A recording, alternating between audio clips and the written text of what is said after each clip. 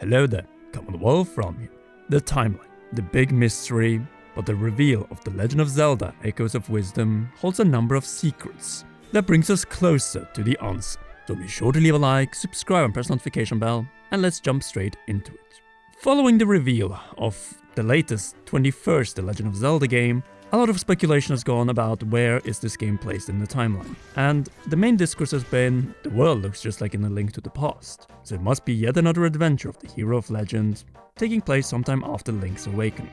And yes, the map does share a lot of similarities to A Link to the Past, which would indicate because Link's awakening takes place right after The Legend of Zelda A Link to the Past. But I do think that the art style and the engine used for this game, being the same as was used for the Link's Awakening Switch remake, can easily fool people. What we have to look at is really, what does this Hyrule contain? And then I don't mean nature, landscapes and so on, no.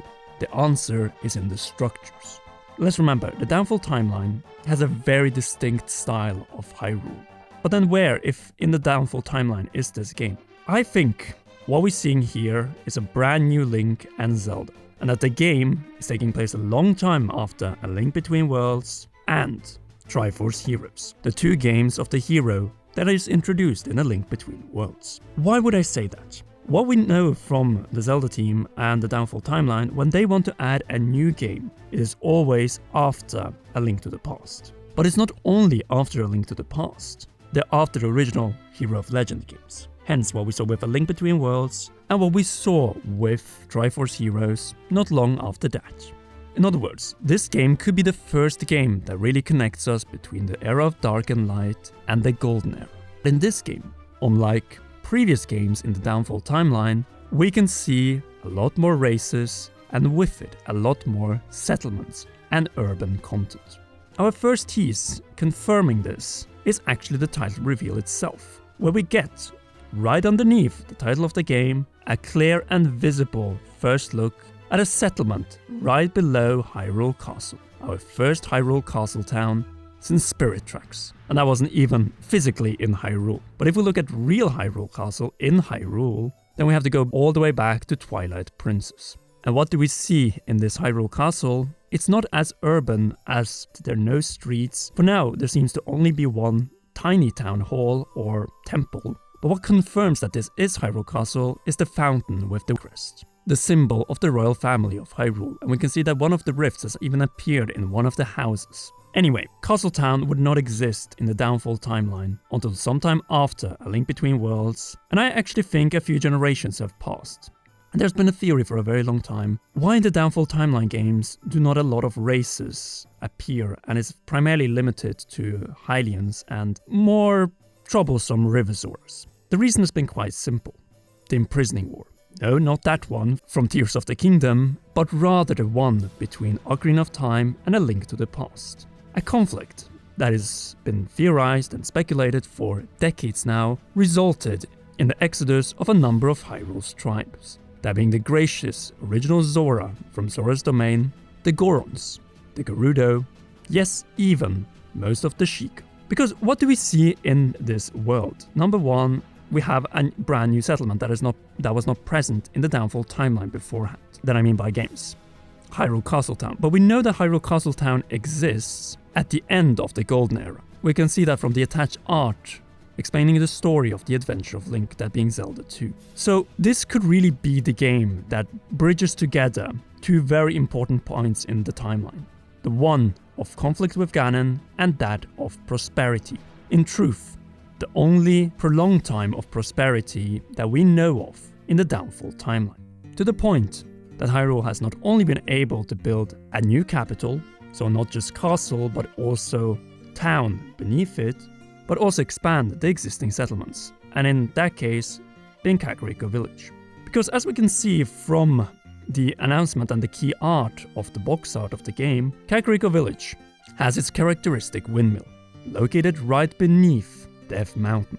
Windmill, towers, and far more buildings than what was the case in previous games. But Kakariko Village doesn't seem to have evolved all that much. Yes, it has gained its characteristic windmill from Ocarina of Time, but the big change are the new settlements that we will find in this game. One of them is actually even visible in one of the scenes of the reveal trailer. Since after Zelda leaves the castle and Castle Town on her way out, being observed by the guards, we can see a path over the wall with beds and a trampoline into Gerudo Town. The Gerudo have only been present in one 2D Zelda at this point, the very messy Four Swords Adventures. But Four Swords Adventures takes place at the end of the Child timeline.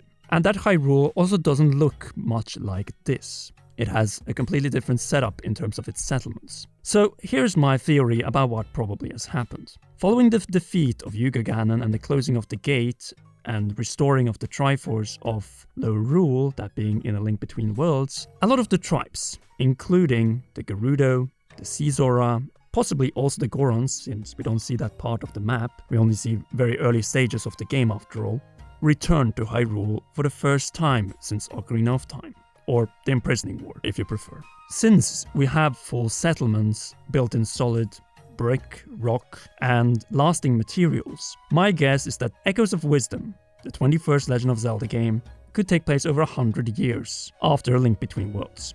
So after the hero of legend is dead, and his successor has most likely also passed away, or transitioned between two eras that we simply don't know yet. And the funniest part of it all is that Link has already completed the adventure, so of course the dungeons will be empty unless they are filled up with new enemies, or the second phase of those enemies or bosses, as we saw a tease of in the end of the reveal trailer of Echoes of Wisdom. But what makes me think that this takes place after A Link Between Worlds and Triforce Heroes, apart from the things I've already mentioned? Mainly the fact that the Sheikah are back. And we know that the Sheikah have always lurked somewhere in the shadows. According to lore, there are not many Sheikah left after Ocarina of Time, but we don't know if maybe they left already as a result of the Hyrulean Civil War. Right there we could see an explanation as to how they can show up later on in the timeline. It is a tribe that is able to survive no matter the hardship.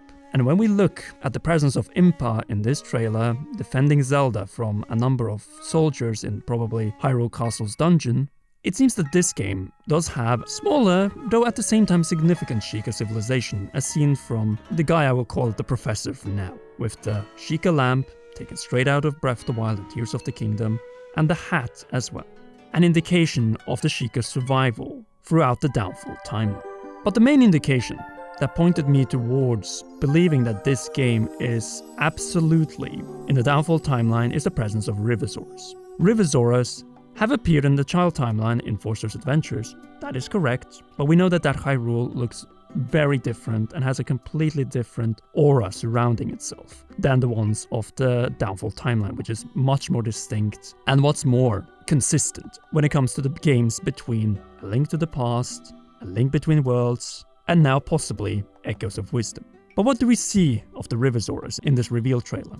Bantering or arguing with Sea Zoras. Gracious Sea Zoras that did not really enjoy the Riverzoras back in Labyrinth and the events of Oracle of Ages, which would make sense that if they were to return to Hyrule following the conflict in Low Rule, it would make sense if some races were returning back, the Gracious Sea Zoras would as well.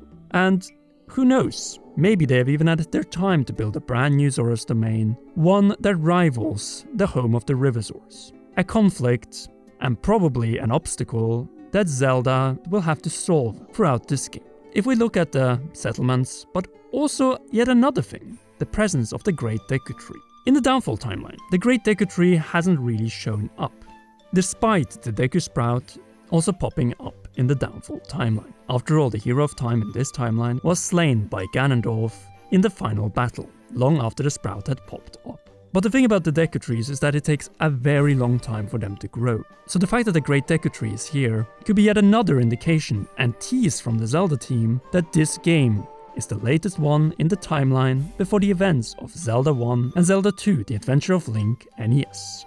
I believe that this reveal trailer is our indication that this game is taking place after A Link to the Past and after A Link Between Worlds. But of course, with the lack of attention to the timeline and its treatment in Breath of the Wild and especially Tears of the Kingdom, it is clear that this game might not even get a timeline placement, because the Zelda team just wants to do whatever they want to do and make as creative title as possible from a gameplay perspective. But I'm sitting with a feeling that they were showing us many of these scenes to indicate a connection and maybe even direct placement in the Downfall timeline. One that could finally bridge together one of the biggest gaps in the timeline, where the complete Triforce, as also indicated in front of the Great Deku Tree, is wielded, complete, and for many generations, by Hyrule's royal family, until it is split upon the death of the King of Hyrule and the events that follow and then lead to the era of decline. In this regard, I obviously want to hear your opinion in the comment section down below. Do you think this game is in the Downfall timeline, or have we seen the end of the Zelda team putting any more new Zelda games into the established timeline?